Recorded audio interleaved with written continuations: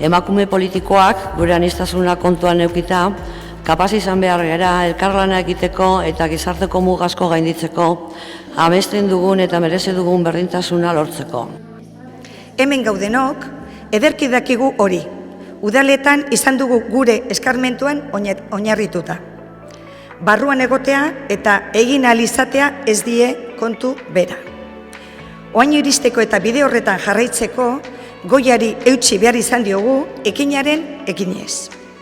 Basque Eskola lo que pretende en los próximos años es seguir trabajando para cambiar esta situación, sobre todo a través de una herramienta, y esa herramienta es el empoderamiento de las mujeres.